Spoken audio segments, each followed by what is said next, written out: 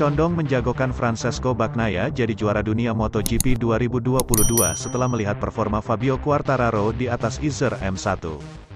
Pembalap Yamaha Factory Acing mengalami periode kelam dalam 4 balapan jauh dari Eropa. Dari posisi unggul, ia kini tertinggal 14 poin dari Pecco.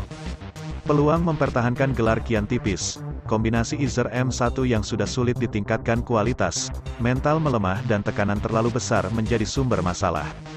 Itu terlihat dalam MotoGP Australia di mana Quartararo 2 kali melakukan blunder, yang terakhir membuatnya jatuh dan pulang dengan tangan hampa. Sekarang perebutan tahta kian berat bagi El Diablo karena rapornya di Sepang tidak boleh lebih sedikit 10 poin dari Bagnaia. Keterbatasan Quartararo dan Yamaha diperhatikan Marquez. Ia ingin menyaksikan pertarungan sehat antara kedua kandidat juara hingga akhir musim. Saya kira Bagnaia punya kesempatan besar di sini untuk melakukan itu. Tapi saya katakan kesempatan terakhir Fabio di sini. Jadi, dia perlu bereaksi dan sebagai juara, dia akan bereaksi seperti yang saya harapkan, ucap juara dunia MotoGP 6 kali. Akan menyenangkan melihat bagaimana mereka memaksakan diri sepanjang akhir pekan, terutama Fabio karena dia mengambil risiko di Australia. Tapi sekarang, dia harus mengambil risiko sesungguhnya di sini jika ingin punya beberapa peluang di Valencia. Apa yang Fabio lakukan luar biasa. Dia punya motor kompetitif, tapi hanya saat latihan, untuk bertarung dalam balapan tanpa tenaga mesin memadai jauh lebih sulit. Seperti yang dia lakukan di paruh pertama musim, ketika memimpin balapan, dia akan melaju. Pembalap Repsol Honda itu memperingatkan agar jangan sampai Quartararo terjebak dalam kepungan penunggang Desmosedici. Dia akan mati kutu dalam kondisi tersebut. Jika dia tidak memimpin balapan dan Anda berada di tengah grup, terutama dengan para pembalap Ducati, maka Anda tertahan di sana. Anda tidak bisa berbuat apa-apa karena mereka pembalap bagus, ditambah punya titik pengereman bagus dan akselerasi bagus, Marquez menambahkan. Jadi, itu akan sulit, tapi jika dia bisa melakukannya di paruh pertama, mestinya dia dapat melakukan itu pada 2 balapan terakhir. Jadi kita lihat saja.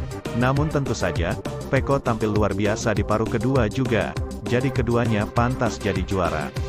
Sementara itu akhir pekan ini, Francesco Pecco Bagnaia bisa membawa Ducati mengklaim titel pembalap keduanya di kelas Premier setelah Casey Stoner melakukannya pada 2007 silam. Untuk mewujudkannya lebih cepat, Bagnaia perlu memperlebar gap 14 angka yang dimilikinya sekarang atas rider tim pabrikan Yamaha Fabio Quartararo menjadi 25 dalam Grand Prix Malaysia.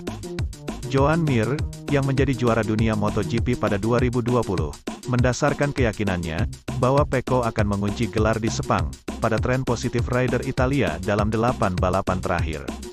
Selama periode tersebut, ia sukses membukukan 4 kemenangan dan total 7 podium. Raihannya kontras dengan Quartararo, yang hanya 2 kali finish di 5 besar pada fase bersamaan. Selain itu, 2 balapan tersisa, GP Malaysia dan GP Valencia, berlangsung di sirkuit yang di atas kertas menguntungkan Ducati. Ini membuat situasi tampaknya berpihak kepada Bagnaia. Saya pikir kejuaraan dunia akan diputuskan di sini. Sepang, Pecco hanya perlu melakukan apa yang telah dia lakukan dalam beberapa waktu terakhir, tutur Mir pada Kamis, tanggal 20 Oktober tahun 2022. Pembalap yang musim depan akan menjadi rekan setim Marc Marquez di Repsol Honda itu menambahkan jika hal yang bisa menyulitkan Pecco Bagnaia adalah dirinya sendiri.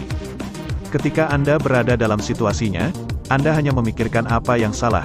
Di sisi lain Fabio kondisinya rumit, tetapi dia harus fokus dan menyerang. Hal mudah dikatakan, sulit dilakukan.